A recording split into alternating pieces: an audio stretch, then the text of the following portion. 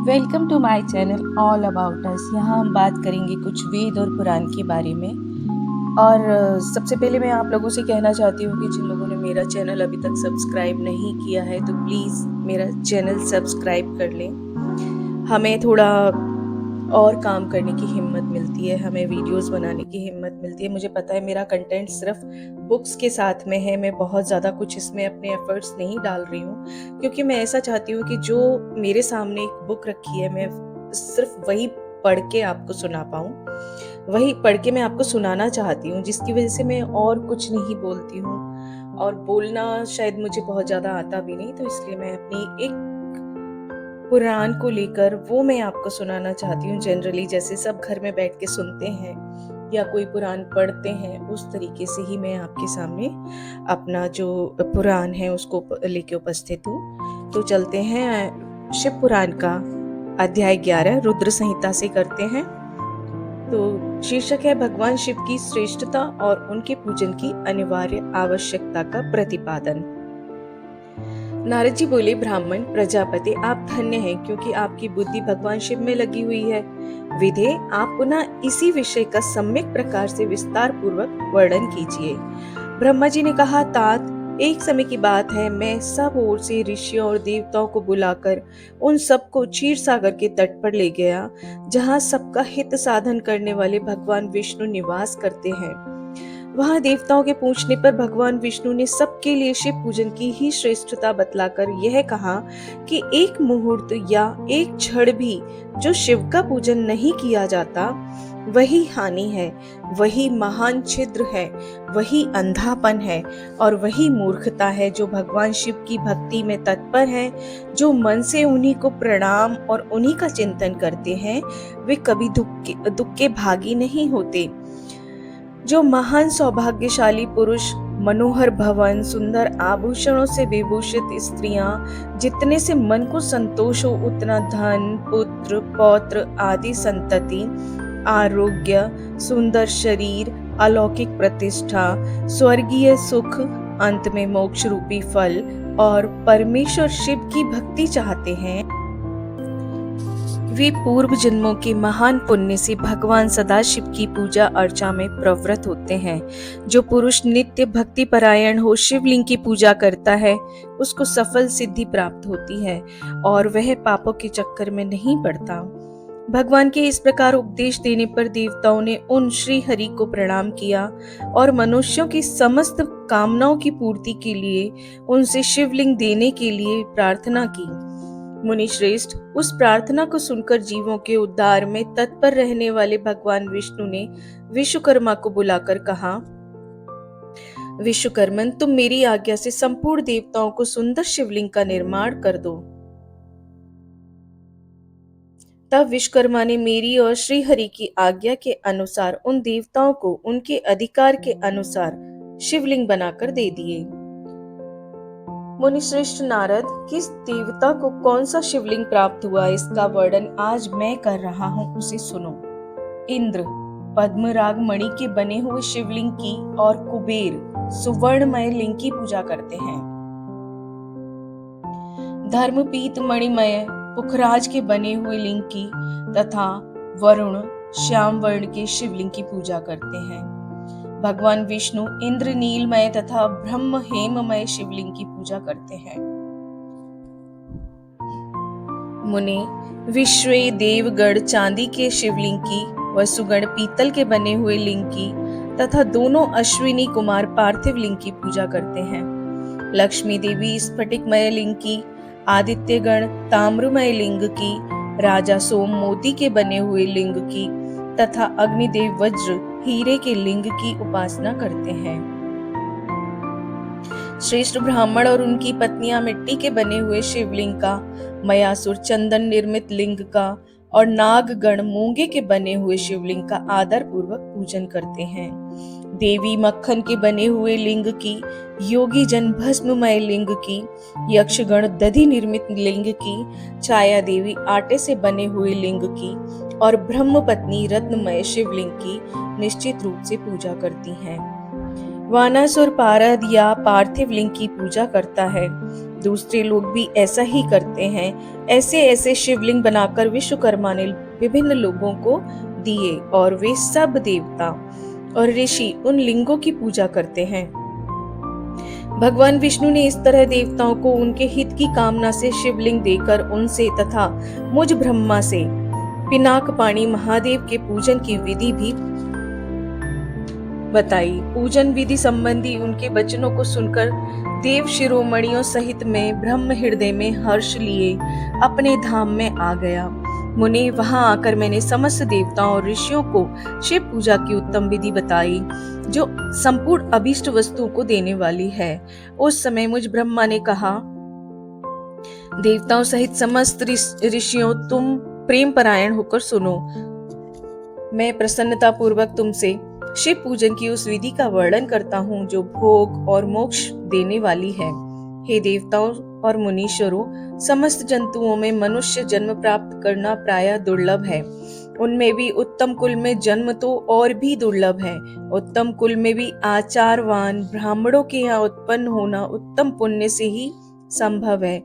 यदि वैसा जन्म सुलभ हो जाए तो भगवान शिव के संतोष के लिए उस उत्तम कर्म का अनुष्ठान करें जो अपने वर्ण और आश्रम के लिए शास्त्रों द्वारा प्रतिपादित है। जिस जाति के लिए जो कर्म बताया गया है उसका उल्लंघन ना करें। जिसकी संपत्ति हो उसके अनुसार ही दान करें। जाति का यहाँ तात्पर्य है अपने अपने कर्म के हिसाब से जो उनको कार्य दिए गए हैं वही उनकी जाति कहलाते हैं। जो लोग शक्ति संपन्न है उनको क्षत्रिय कहा गया है, वही उनकी जाति है। जिनके पास धन है और वो दान कर सकते हैं उनको वैश्य कहा गया है। शूद्र वो है जिसके पास न विद्या है, न धन है, न शक्ति है, तो उसको शूद्र बताया गया है क्योंकि उसको कार्य करने के लिए वही कार्य करने पड़ेंगे जो उसके सामर्थ्य के हैं। और ब्राह्मण वो हैं जिनको विद्या और वेद पुराण का अध्ययन जिन्होंने किया है। तो यहाँ जाति का तात्पर्य जो इस पुराण में भी पहले समझाया गया है, जाति का तात्पर्य जन्म से नहीं है, जाति कर्मों से है। तो कर्म में सहस्त्रों यज्ञों से तपो यज्ञ बढ़कर है। सहस्त्रों तपो यज्ञों से जप यज्ञ का महत्व तो अधिक है। ध्यान यज्ञ से बढ़कर कोई वस्तु नहीं है। ध्यान ज्ञान का साधन है क्योंकि योगी ध्यान के द्वारा अपने इष्ट देव समरस शिव का साक्षात्कार करता है। ध्यान यज्ञ में तत्पर रहने वाले उपासक के लिए भगवान शिव सदा ही सन्निहित है। जो विज्ञान से संपन्न है उन पुरुषों की शुद्धि के लिए किसी प्रायश्चित आदि की आवश्यकता नहीं है। मनुष्य को जब तक ज्ञान की प्राप्ति ना हो तब तक वह विश्वास दिलाने के लिए कर्म से ही भगवान शिव की आराधना करें। जगत के लोगों को एक ही परमात्मा अनेक रूपों में अभिव्यक्त हो रहा है। एकमात्र भगवान सूर्य एक स्थान में रहकर भी जलाशय आदि वस्तुओं में जैसे विभिन्न अनेक प्रकार से दिखते हैं। हे देवताओं, संसार में जो जो सत या असत वस्तु देखी या सुनी जाती है वह सब पर ब्रह्म शिव रूप ही है, ऐसा समझो। जब तक तत्व ज्ञान ना हो जाए तब तक प्रतिमा की पूजा आवश्यक है। यहाँ जिस तरीके से लोग बोलते हैं प्रतिमा की पूजा क्यों है, तो प्रतिमा की पूजा ये शब्द में देखो आप समझ सकते हो, जब तक तत्व ज्ञान ना हो जाए, मतलब जब तक आप उस एनर्जी को ना समझ पाओ तब तक प्रतिमा की पूजा आवश्यक है। ज्ञान के अभाव में भी जो प्रतिमा पूजा की अवहेलना करता है उसका पतन निश्चित है। इसलिए हे ब्राह्मणों, यह यथार्थ बात सुनो। अपनी जाति के लिए जो कर्म बताया गया है उसका प्रयत्न पूर्वक पालन करना चाहिए। जहां जहां यथावत भक्ति हो उस आराध्य देव का पूजन आदि अवश्य करना चाहिए, क्योंकि पूजन और दान आदि के बिना पातक दूर नहीं होते। जैसे मैले कपड़ों में रंग बहुत अच्छा नहीं चढ़ता, किंतु जब उसको धोकर स्वच्छ कर लिया जाता है तब उस पर सब रंग बहुत अच्छे से चढ़ जाते हैं। उसी प्रकार देवताओं की भली भांति पूजा से जब त्रिविध शरीर पूर्णतया निर्मल हो जाता है तभी उस पर ज्ञान का रंग चढ़ता है और तभी विज्ञान का प्राकट्य होता है। जब विज्ञान हो जाता है तब भेदभाव की निवृत्ति हो जाती है।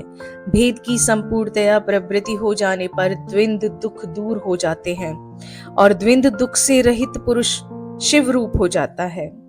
मनुष्य जब तक गृहस्थ आश्रम में रहे तब तक पांचों देवताओं की तथा उनमें श्रेष्ठ भगवान शंकर की प्रतिमा का उत्तम प्रेम के साथ पूजन करे, अथवा जो सबके एकमात्र मूल हैं, उन भगवान शिव की ही पूजा सबसे बढ़कर है, क्योंकि मूल के सींचे जाने पर शाखा स्थानीय संपूर्ण देवता स्वतः तृप्त हो जाते हैं। अतः जो संपूर्ण मनोवांछित फलों को पाना चाहता है वह अपने अभीष्ट की सिद्धि के लिए समस्त प्राणियों के हित में तत्पर रहकर लोक कल्याणकारी भगवान शंकर का पूजन करे। यहाँ इस चैप्टर में मैं अभी जैसे ये लास्ट वाला पैरा जो पढ़ा, इसमें जो एक लाइन है कि भगवान शंकर की प्रतिमा उत्तम प्रेम के साथ पूजन करें, या जो सबके एकमात्र मूल हैं, उन भगवान शिव की ही पूजा सबसे बढ़कर है, क्योंकि मूल के सींचे जाने पर शाखा स्थानीय संपूर्ण देवता स्वतः तृप्त हो जाते हैं। तो अभी जैसे हम लोग समझते हैं कि कोई भी ग्रह, कोई भी आपका सूर्य सही नहीं है, चंद्र सही नहीं है, राहु केतु, जो भी कुछ आपकी दशाएं चल रही हैं, जो भी आपके देवता रूठे हुए हैं, पितृ रूठे हुए हैं, उन सब की पूजा शिवलिंग पर ही क्यों कराते हैं, वो यहाँ तात्पर्य समझ आ रहा है कि मूल शिवलिंग को ही मूल बताया गया है, क्योंकि मूल के सींचे जाने पर शाखा स्थानीय संपूर्ण देवता स्वतः तृप्त हो जाते हैं। एक इस लाइन में सब कुछ लिखा हुआ है। तभी लोग बोलते हैं कि आपके शनि खराब है तो ये शिवलिंग पे चढ़ाओ, राहु खराब है ये चढ़ाओ, चंद्रमा खराब है, सूर्य खराब है, आपको शिवलिंग पे ये चढ़ाना। शिवलिंग क्या है? मूल है। शिवलिंग एक मूल है जिसमें सारे देवता निवास करते हैं। और अगर आप शिवलिंग को ही मानते हो, शिवलिंग की ही पूजा कर रहे हो, शिवलिंग पे आप हृदय से बैठकर वहां पर मन से शिवलिंग की पूजा कर रहे हो, मन से आप जल भी चढ़ा रहे हो वहां पर, तो आपको वो जो जल है वो संपूर्ण देवताओं को स्वीकार हो रहा है, और आपकी जो भी परिस्थितियां खराब चल रही हैं वो आपकी परिस्थितियां स्वतः ठीक होने लग जाती हैं, एक मात्र शिवलिंग पर जल चढ़ाने से, या शिवलिंग पर कुछ दूध या कुछ मीठा, कुछ इस तरीके की चीजें चढ़ाने से आप अपने सारे ग्रह, सारे देवताओं को, सबको सही कर सकते हो, एकमात्र शिवलिंग, क्योंकि शिवलिंग को ही मूल बताया गया है। एक मात्र शिवलिंग से ही, शिवलिंग में ही जल या शक्कर, दूध, ये सब चढ़ाने से आपके सारे ग्रह, सारे देवता सब खुश रहते हैं।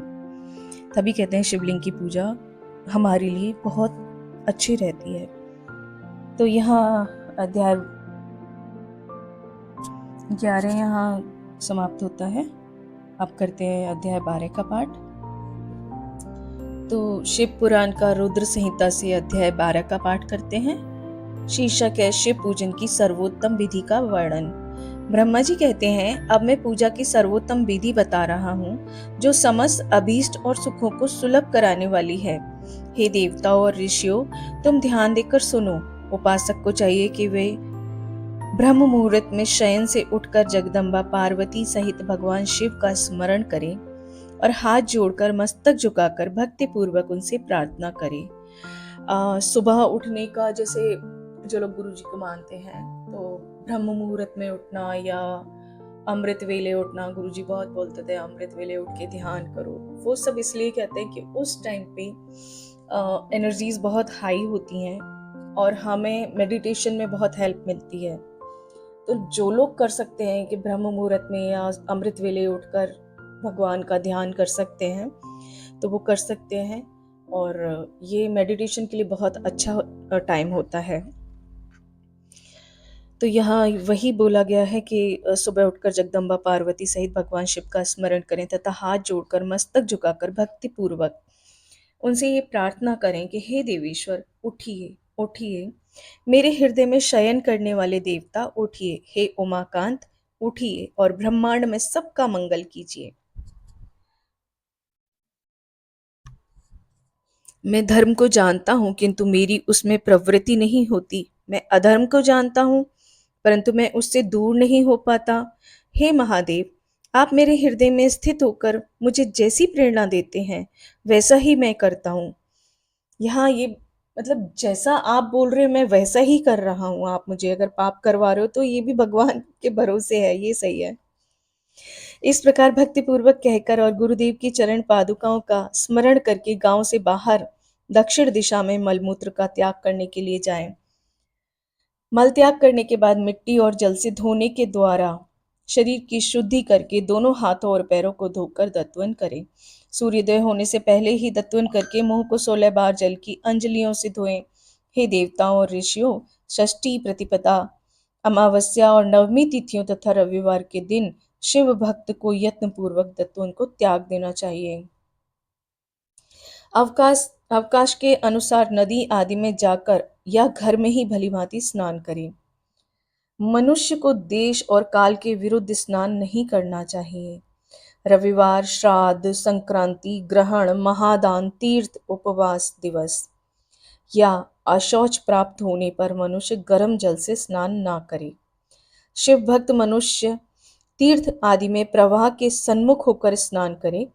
जो नहाने के पहले तेल लगाना चाहिए उसे विहित और निषिद्ध दिनों का विचार करके ही तैलाभ्यंग करना चाहिए। जो प्रतिदिन नियम पूर्वक तेल लगाता हो उसके लिए किसी दिन भी तैलाभ्यंग दूषित नहीं है, अथवा जो तेल इत्र आदि से वासित हो उसका लगाना किसी भी दिन भी दूषित नहीं होता। मतलब जो रेगुलर लगाता है वो लगा सकता है, और जो कभी कभी लगाता है उसके लिए कुछ दिन निश्चित किए गए हैं। सरसों का तेल ग्रहण को छोड़कर किसी भी दिन दूषित नहीं होता। अच्छा, जो ग्रहण वाला दिन होता है उस दिन सरसों का तेल दूषित बताया गया है। इस तरह देश काल का विचार करके ही विधि पूर्वक स्नान करें। स्नान के समय अपने मुख को उत्तर या पूर्व की ओर रखना चाहिए। उच्छिष्ट वस्त्र का उपयोग कभी ना करें। शुद्ध वस्त्र से इष्ट देव के स्मरण पूर्वक स्नान करें।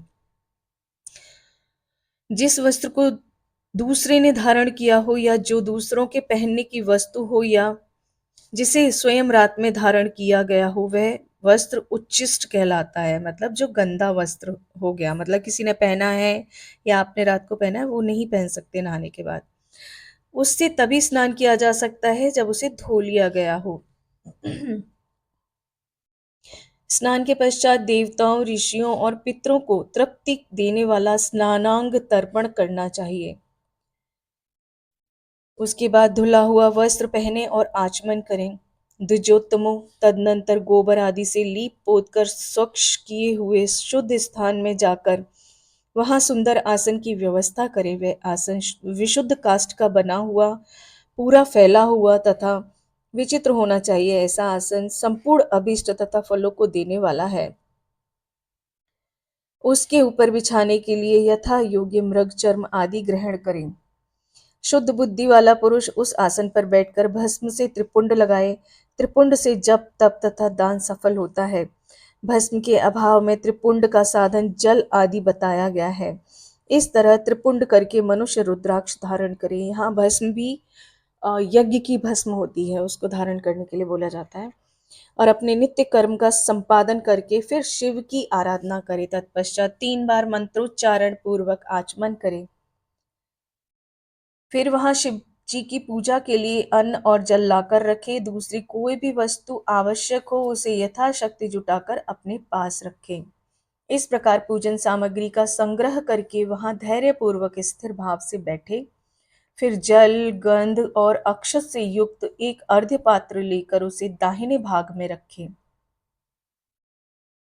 उससे उपचार की सिद्धि होती है। फिर गुरु का स्मरण करके उनकी आज्ञा लेकर विधिवत संकल्प करके अपनी कामनाओं को अलग ना रखते हुए पराभक्ति से सपरिवार शिव का पूजन करें। एक मुद्रा दिखाकर सिंदूर आदि उपचारों द्वारा सिद्धि बुद्धि सहित विघ्नहारी गणेश का पूजन करें। लक्ष्य और लाभ से युक्त गणेश जी का पूजन करके उनके नाम के आदि में प्रणव तथा अंत में नमः जोड़कर नाम के साथ चतुर्थी विभक्ति का प्रयोग करते हुए नमस्कार करें। यथा ओम गणपतये नमः या ओम लक्ष्य लाभयुताय सिद्धि बुद्धि सहिताय गणपतये नमः। तदनंतर उनसे क्षमा प्रार्थना करके पुनः भाई कार्तिकेय सहित गणेश जी का पराभक्ति से पूजन करके उन्हें बारंबार नमस्कार करें। तत्पश्चात सदा द्वार पर खड़े रहने वाले द्वारपाल महादेव का पूजन करके सती साध्वी गिरिराज नंदिनी उस उमा की पूजा करें। चंदन कुमकुम और धूप आदि अनेक उपचारों तथा नाना प्रकार के नैवेद्यों से शिवा का पूजन करके नमस्कार करने के पश्चात साधक शिव जी के समीप जाए यथा संभव अपने घर में मिट्टी सोना चांदी धातु या अन्य पारे आदि की शिव प्रतिमा बनाएं और उसे नमस्कार करके भक्ति परायण हो उसकी पूजा करें। उसकी पूजा हो जाने पर सभी देवता पूजित हो जाते हैं। मिट्टी का शिवलिंग बनाकर विधि पूर्वक उसकी स्थापना करें। अपने घर में रहने वाले लोगों को स्थापना संबंधी सभी नियमों का सर्वथा पालन करना चाहिए। भूत शुद्धि और मात्र कान्यास करके प्राण प्रतिष्ठा करें। शिवालय में दिक्पालों की भी स्थापना करके उनकी पूजा करें। घर में सदा मूल मंत्र का प्रयोग करके शिव की पूजा करनी चाहिए। वहां द्वारपालों के पूजन का सर्वथा नियम नहीं है। भगवान शिव के समीप ही अपने लिए आसन की व्यवस्था करें। उस समय उत्तराभिमुख बैठकर फिर आचमन करें। उसके बाद दोनों हाथ जोड़कर तब प्राणायाम करें। प्राणायाम काल में मनुष्य को मूल मंत्र की 10 आवृत्तियां करनी चाहिए। हाथों से 5 मुद्राएं दिखाएं, यह पूजा का आवश्यक अंग है। इन मुद्राओं का प्रदर्शन करके ही मनुष्य पूजा विधि का अनुसरण करे। तदनंतर वहां दीप निवेदन करके गुरु को नमस्कार करें और पद्मासन या भद्रासन बांध कर बैठे या उत्तानासन या पर्यंकासन का आश्रय लेकर सुखपूर्वक बैठे और पुनः पूजन का प्रयोग करें। फिर अर्धपात्र से उत्तम शिवलिंग का प्रक्षालन करें।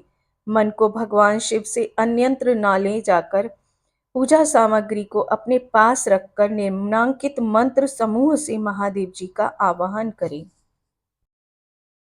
तो आवाहन करने का मंत्र कर लेते हैं। जो अगर मेरे से कुछ गलतियां हो जाएं, संस्कृत है बहुत टिपिकल, ऐसे कभी मैंने संस्कृत ज़्यादा अध्ययन नहीं किया है, तो गलतियां हो तो उसके लिए क्षमा प्रार्थी हूँ। तो आवाहन कर लेते हैं। कैलास शिखरस्थम च पार्वतीपतिमुत्तमम् यथोक्तिरूपिणं शंभुं निर्गुणं गुणरूपिणं पंचवक्त्रं दशभुजं त्रिनेत्रं वृषभध्वजं कर्पूरगौरं दिव्याङ्गं चन्द्रमौलिं कपर्दिनम् व्याघ्रचर्मोत्तरीयं च गजचर्माम्बरं शुभं वासुक्यादिपरीताङ्ग पिनाकाध्यायोधान्वितं सिद्धियोष्टोच्चयास्याग्रे नृत्यन्तीह निरन्तं जय जयेति शब्दैश्च सेवितं भक्तपुञ्जिकै तेजसा दुस्सहेनैव दुर्लक्ष्यं देव सेवितं शरणं सर्वसत्त्वानां प्रसन्नमुखपङ्कजं वेदैः शास्त्रैर्यथा गीतं विष्णुवृहन्नुतं सदा भक्तवत्सलमानन्दं शिवमावाहयाम्यहम्। तो अध्याय 12 यहाँ पर समाप्त होता है। अब 13 अध्याय का पाठ अगली सीरीज में करेंगे। मेरे से जो संस्कृत में त्रुटियां हुई हों उसके लिए क्षमा प्रार्थी हूँ। बाकी कोशिश मैं ये करती हूँ कि ठीक से पढ़ लूँ। और आप सबसे हाथ जोड़कर विनती है कि मेरे इस चैनल को लाइक शेयर और सब्सक्राइब करें। धन्यवाद। ओम नमः शिवाय।